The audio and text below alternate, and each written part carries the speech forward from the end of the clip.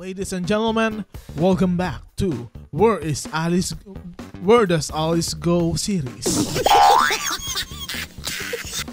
Alice Go ready to surrender but fears for her safety, sabi ng lawyer niya. Ito ay article ng ABS-CBN News.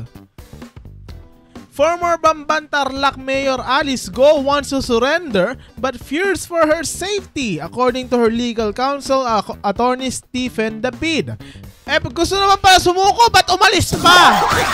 Diyos ko naman. Ang attorney na best for delays, attorney Stephen David. Charis. David said this was mentioned to him again by Go during their last conversation on August 22. Ito sabi ni attorney Delay, Mr. David. Marami kasing threat, internal at saka external. We don't have to elaborate on that. Yung mga talagang detailed na usapan, bound kami ng lawyer-client privilege, pero basically gusto niyan sumuko. Dagdag pa niya, ang nade-deter lang yung 50-50 chance sa papaano ang security kasi sabi ko nga maraming kalaban, hindi lang kasi gobyerno ang interested sa kanya, marami. Ay, gusto naman pala sumuko, ba't umalis pa? Nagpunta pang Indonesia, Singapore, Malaysia. Ano kasi Taylor Swift may world tour? However, David remains hopeful that Go will be convicted to surrender now that she sees the security being provided to her sister Sheila, who was first arrested in Indonesia on August 21 alongside Pogo Representative Cassandra Leong. So, dahil maganda ang turing sa kanyang sister na si Sheila, ay susuko na siya. Pero ang kanyang sinabi ay August 21 pa. O August 22 pa. Anong araw na ngayon? September 2 na. At sabi ni Attorney David, nakikita naman niya yung security ni Sheila. I think may proof naman na secured naman si Sheila, saka mas relax ngayon si Sheila doon sa kanyang kalagayan. Ayun, si Cassandra ata yun. Yung nambabara kay Bato. Pero mukhang stage. More scripted no? Scripted. Para mas maganda pang gumawa ng drama yung yung All TV.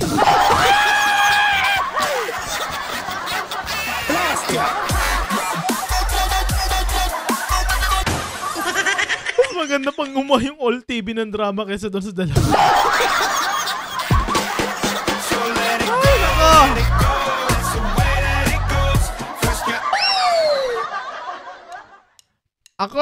He also spoke with another of Go's siblings, Wesley, on Saturday, August 31.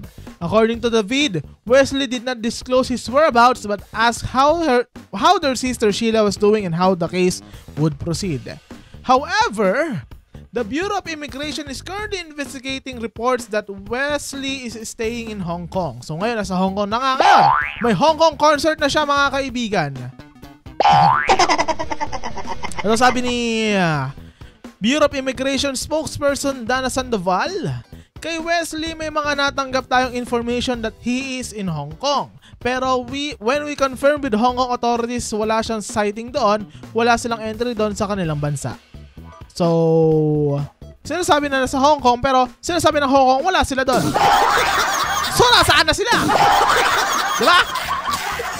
Meanwhile, the Go camp is ready to face the new money laundering charges filed with the Department of Justice by the National Bureau of Investigation, Presidential Organized Crime Commission, and the Anti-Money Laundering Council.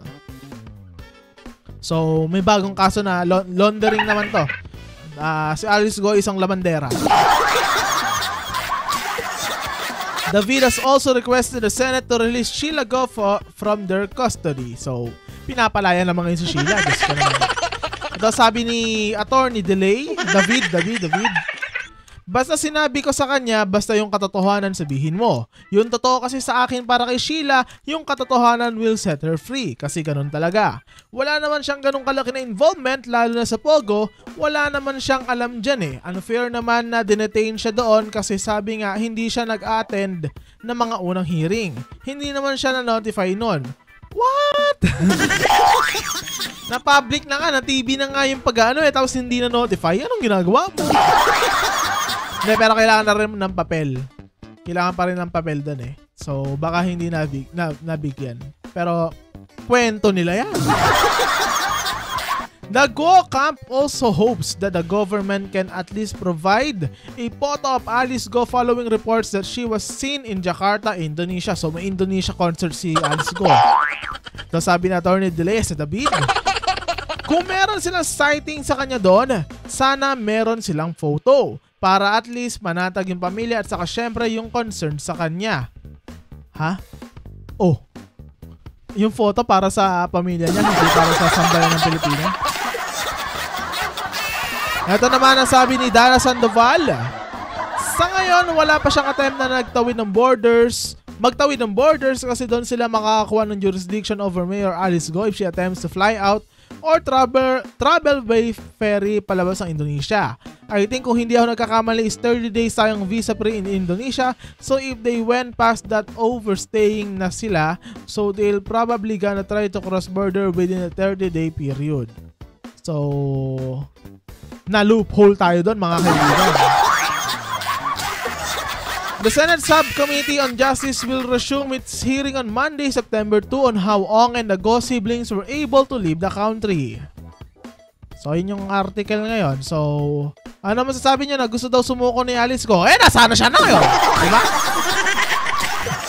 Comment down below.